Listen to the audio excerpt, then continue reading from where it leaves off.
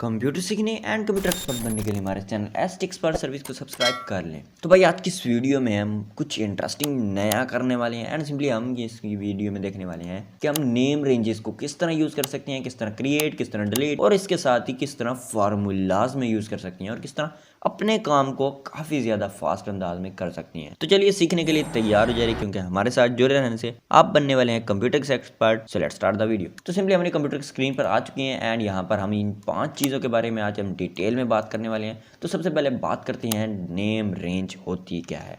तो सिंपली यहाँ अगर आप गौर से देखें तो यहाँ पर आपको कुछ नेम लिखा हुआ नज़र आ रहा है। तो सिंपली अगर आप यहाँ से जाएं तो जिस सेल पे मैं क्लिक कर रहा हूँ ये उसी सेल का नेम हमें बता रहा है। फॉर एग्जांपल इस पर आए तो ये F2 बता रहा है एंड सिंपली इस पर आए तो ये F3 बता रहा है एंड सिंपली इस सेल में आए तो ये E2 बता रहा है। तो सिंपली ये हमारे सेल के नेम्स हैं पड़े। अब हम बात करते हैं कि हम इसको डिफाइन कैसे कर सकते हैं अपनी मर्जी से। फॉर एग्जांपल हम चाहते हैं कि हम यहाँ पर इस पूरे सेल का एक नाम दे दें जो कि हमें याद रहे और इसको हम बाद में यूज़ कर सकते हैं। तो सिंपली हम इसका नेम जैसा देना चाहें एंड इसका नेम अपनी मर्जी दे सकते हैं। हम चाहते हैं कि इस पूरे सेल का नाम सिर्फ इसका नाम F2 ना हो, हमें यहाँ पर नज़र आए कि इस पूरे सेल को जैसे भी सिलेक्ट किया जाए या कहीं हमें और यूज़ करना हो तो हम इसका पूरा नेम यहाँ पर हमें लिखा हुआ आ जाए। तो सिंपली हम इसका डबल क्लिक करेंगे एंड सिंपली हम अपना नाम जो देना चाहें सिंपली दे सकती हैं। तो फॉर एग्जांपल हमने नेम्स का मैंने नेम्स ही नाम दे दिया एंड एंटर प्रेस कर दिया तो देख सकते हैं कि इसका नाम अब चेंज हो चुका है। तो जैसे मैं इस पर क्लिक करता हूँ ले आता हूँ तो आप देख सकते हैं कि हमें नेम्स बताता है एंड इस पर ले आता हूँ तो ये हमें F2 बताया। तो सिंपली ये हमारा उसने नेम्स डिफाइन करके हमें बता दिया है। अब बात करते हैं हम इस नेम रेंज को एडिट किस तरह करते हैं। फॉर एग्जांपल हमने ये नाम जो लिखा है हम इसको एडिट करना चाहते हैं तो हम इसका डबल क्लिक करके यहाँ से भी एडिट कर सकते हैं या फिर आप यहाँ पर फार्मूला में आए, फार्मूलाज में आने के बाद यहाँ आपको नेम मैनेजर डिफाइंड नेम्स के अंदर नेम मैनेजर मिल जाएगा। तो सिंपली इस पर आने के बाद आप देख सकते हैं हमारे पास मल्टीपल नेम्स पहले मैंने बना रखे हैं। तो हम इसको सिंपली यहाँ पर नेम्स वाले को एडिट करना चाहते हैं, नेम्स चेंज करके यहाँ पर हम इसका कुछ और नेम देना चाहते हैं। फॉर एग्जांपल मैं नेम 1 दे देता हूँ। बट एक बात अगर आप गौर से देखें मैंने यहाँ पर स्पेस देकर एंटर किया तो आपको यहाँ पर कुछ एरर दिखा रहा है। एरर क्या है इसका सेकंड नंबर गौर से देखें तो ये कहता है स्पेस और अदर इनवैलिड कैरेक्टर्स, यानी कि स्पेस और अदर इनवैलिड कैरेक्टर जो होते हैं वो नहीं आ सकते। तो सिंपली हमने क्या करना है हम सिंपली इसकी स्पेस उड़ा देते हैं एंड सिंपली एंटर प्रेस कर दिया तो देख सकते हैं कि अब हमारा जो नाम था वो नेम से चेंज होकर नेम 1 आ चुका है। इस तरह आप उसका एडिट कर सकते हैं। फॉर एग्जांपल अगर हमने इसको डिलीट करना है तो हम सिंपली दोबारा नेम मैनेजर में आएंगे, जिसको डिलीट करना है उसको सिलेक्ट करेंगे एंड सिंपली डिलीट कर देंगे। फॉर एग्जांपल हमने सबको सेलेक्ट करना है, सबको डिलीट करना है तो हम सिंपली सबको सेलेक्ट करके सबको डिलीट कर देंगे।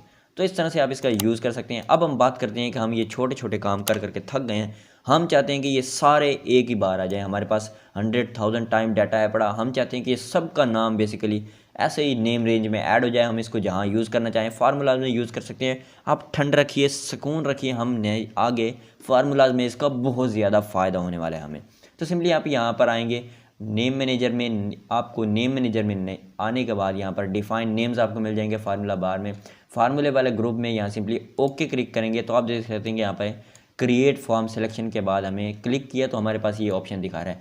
वो दिखा रहा है कि क्रिएट नेम्स फ्रॉम वैल्यू, कि आप किन से नेम दें। फॉर एग्जाम्पल अगर आपके पास लेफ्ट कॉलम में है तो आप पूरा लेफ्ट कॉलम सेलेक्ट कर सकते हैं, बॉटम रो है तो बॉटम रो सेलेक्ट करते हैं, राइट कॉलम तो राइट कॉलम। फिलहाल हमारी सारी हेडिंग्स टॉप रो में तो हम सब टॉप रो को सेलेक्ट करके ओके कर देते हैं तो हमारा डन हो चुका है काम। तो सिंपली नेम मैनेजर में आप देख सकते हैं कि हमारे पास तीनों नेम्स ऐड हो चुके हैं सिंपली। अब हम बात करते हैं हम इसका यूज़ कैसे कर सकते हैं। तो सिंपली सबसे पहले हम क्या करते हैं हम अपने यहाँ पर आते हैं use name ranges in workbook. हम पूरी वर्कबुक में यहाँ पर जहाँ मर्जी चाहें इसको यूज़ कर सकते हैं।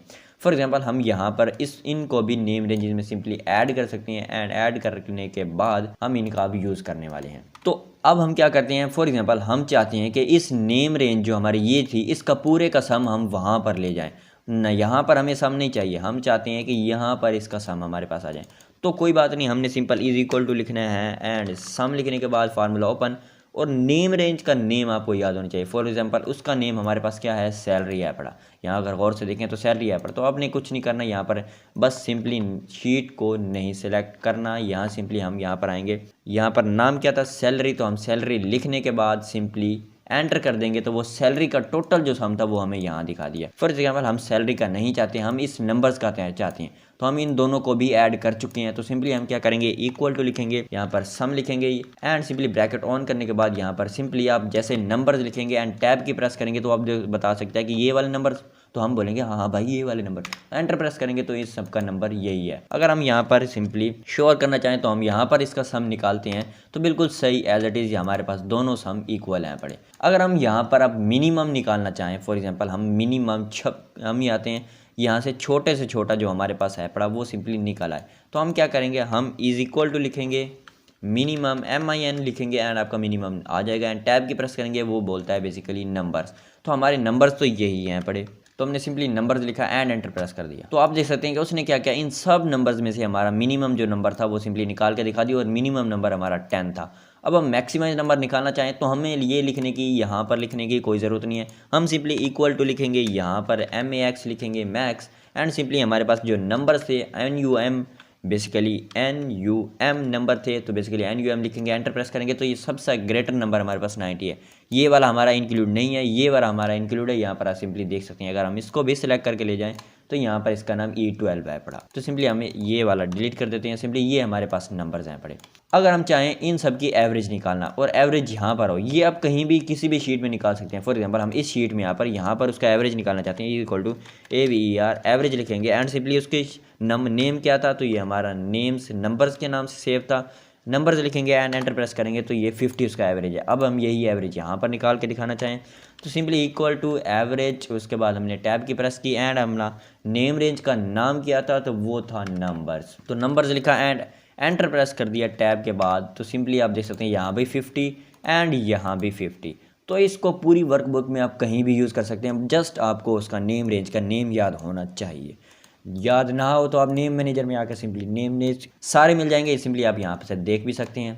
अब हम बात चाहते हैं काउंट एंड काउंट ए का यूज़ करने, तो काउंट बेसिकली क्या करेगा, इन सबको काउंट करके हमें दे देगा। फॉर एग्जांपल हम इस टेक्स्ट को काउंट करना चाहते हैं कि हमारे पास कितने यहाँ पर टोटल हैं पड़े, तो हम इक्वल टू काउंट लिखेंगे एंड सिंपली हमारे पास जो टेक्स्ट है पड़ा, तो सिंपली हमने इसको सिलेक्ट किया एंटर प्रेस किया तो 0।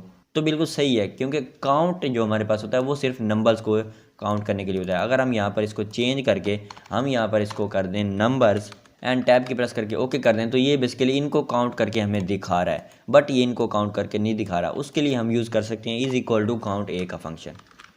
तो सिंपली काउंट ए हमने लिख दिया एंड सिंपली इस बार हम टेक्स्ट को सिलेक्ट करते हैं। टेक्स्ट हमने क्योंकि इसका नेम रेंज सेलेक्ट करके रखी हो, तो टेक्स्ट को सिलेक्ट करने के बाद हम एंटर प्रेस कर देंगे, तो आप देख सकते हैं कि बेसिकली उसने टेक्स्ट टोटल काउंट करके हमें 9 दे दिया है। तो बेसिकली ये है टेक्स्ट और ये है नंबर्स। तो बेसिकली यहाँ पर हमने काउंट ए यूज़ किया एंड यहाँ पर काउंट। अगर हम चाहें तो ब्लैंक भी यहाँ से चेक कर सकते हैं, तो हम जिस तरह अपने फार्मूले को यूज़ करना चाहें तो हम इक्वल टू लिखेंगे, काउंट ब्लैंक पर आएंगे तो सिंपली काउंट ब्लैंक पर क्लिक करेंगे एंड सिंपली हम नेम रेंज सेलेक्ट करेंगे। फॉर एग्जांपल हम टेक्स्ट में ही देखना चाहते हैं, तो सिंपली TEXT टेक्स्ट लिखने के बाद आप यहाँ पर डबल क्लिक कर सकते हैं या फिर ब्लैक। तो ये बता रहा है कि यहाँ पर 0 ब्लैंक है, तो अगर हम इसको डिलीट कर दें तो 1 बता रहा है, एक और डिलीट कर दें तो यहाँ पर हमारे पास 2 बता रहा है। तो इस तरह से आप काउंट ब्लैक वाला यूज़ कर सकते हैं। अब हम बात करते हैं कि स्मॉल वाला, हम इज इक्वल टू लिखेंगे, हम फाइंड आउट करना चाहते हैं कि इसमें से सबसे स्मॉल नंबर कौन सा है और उसकी नेम रेंज भी साथ में। फॉर एग्जांपल हम यहाँ पर SAM स्मॉल, उसके बाद हम नेम सिंपली अरे नंबर्स वाली हम इसमें से देखना चाहते हैं, तो हम इसको सिलेक्ट करेंगे एंड सिंपली हम क्या चाहते हैं, हम चाहते हैं कि इसमें से सबसे थर्ड स्मॉलेस्ट नंबर हमारे पास आ जाए या फिर 5th स्मॉलेस्ट नंबर। तो हम simply 5th smallest number enter करेंगे एंड 50 बिल्कुल एग्जैक्ट, क्योंकि 5th नंबर पर हमारे पास 50 ही आता है। अगर हम इसको चेंज करके 5 की जगह पे कोई और कर दें, फॉर एग्जांपल 2 कर दें, एंटर प्रेस करेंगे तो 20 आंसर आ जाएगा। अब हम लार्जेस्ट नंबर देखना चाहें तो लार्जेस्ट नंबर हमारे पास थर्ड यहाँ पर 60 आता है। तो थर्ड लार्जेस्ट नंबर अगर हम देखना चाहें तो हम इक्वल टू लार्ज लिखेंगे एंड सिंपली हम यहाँ पर इसका नेम रेंज क्या था, सिंपली नंबर्स था, तो हम नंबर्स लिख देंगे एंड सिंपली कॉमा प्रेस करने के बाद हमें थर्ड वाला चाहिए, तो हम थर्ड लिख के एंटर प्रेस करेंगे तो 70 हमारे पास थर्ड स्मॉलेस्ट यानी कि बिग नंबर है पड़ा। तो आप देख सकते हैं कि हमारे पास ये 1, ये 2 और ये तीसरा नंबर पर बिग नंबर है पड़ा। अगर हम यहाँ पर 4 लिख रहे हैं तो 60 हमारे पास 4 वाला स्मॉलेस्ट और यानी कि लार्जेस्ट नंबर हमारे पास आ जाएगा। तो इस तरह से बेसिकली आप फार्मूलाज में अपने फार्मूलाज में नेम रेंजेस का यूज़ करके अपने काम को काफ़ी ज़्यादा फास्ट बना सकते हैं। आपको इतने पूरी डिटेल याद रखने की ज़रूरत नहीं होगी, आप सिंपली उसका नेम रेंज की मदद से उसका नाम सिर्फ लिख के आप सिंपली अपने फार्मूला को ड्राइव कर सकते हैं। सो फ्रेंड्स, ये थी आज की हमारी वीडियो। आई होप दैट आपको वीडियो बहुत ज़्यादा पसंद आई होगी। वीडियो अच्छी लगी तो वीडियो को लाइक जरूर कीजिएगा और चैनल को सब्सक्राइब कीजिएगा। मिलते हैं आपको नेक्स्ट वीडियो में। Till then keep learning and keep explore.